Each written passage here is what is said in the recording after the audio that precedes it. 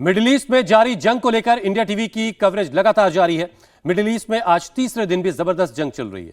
Israel और Iran की तरफ से न सिर्फ एक दूसरे के ठिकानों पर लगातार हमले हो रहे हैं, बल्कि दूसरे देशों में भी मौजूद अमेरिकी ठिकानों को ईरान निशाना बना रहा है। एक तरफ जहां ईरान ने कुवैत, यरूशलेम, तेल अवीव और किरियात में हमले किए, तो इजराइल ने भी तेहरान में कल रात जबरदस्त बमबारी की है। तेहरान में ईरान के स्टेट टीवी के दफ्तर पर हमला हुआ।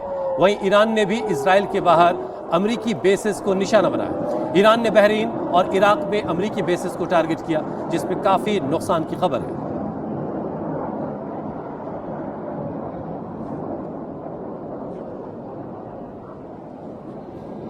तो IRGC की फैसिलिटी समेत कई टारगेट्स को तबाह किया गया। ट्रंप ने यह दावा किया। इजराइल ने ईरान के राजधानी तेहरान में कई इलाकों में हमले किए, तो ईरान ने जो है इजराइल समेत मिडिल ईस्ट के कई देशों पर हमले किए।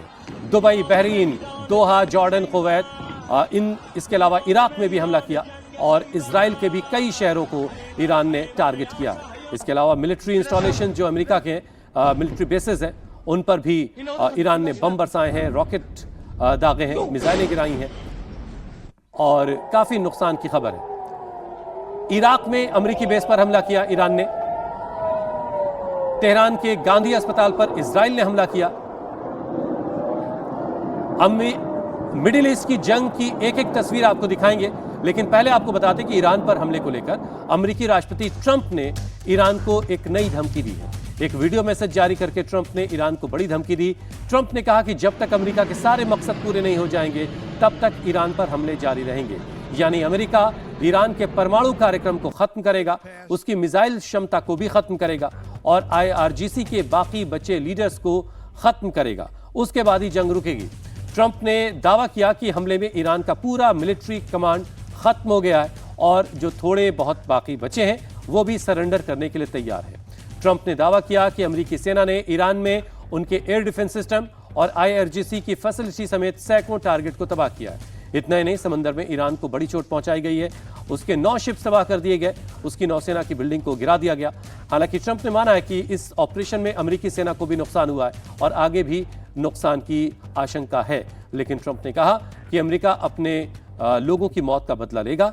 ट्रंप ने IRGC से अपील की कि वो या तो हथियार डाल दें या फिर अपने मौत के लिए तैयार रहें। Iran's formerly supreme leader, Ayatollah Khamenei, is dead. This wretched and vile man had the blood of hundreds and even thousands of Americans on his hands and was responsible for the slaughter of countless thousands of innocent people all across many countries. Last night, all over Iran, the voices of the Iranian people could be heard cheering and celebrating in the streets when his death was announced. The entire military command is gone as well, and many of them want to surrender into saving their lives. They want immunity. They're calling by the thousands.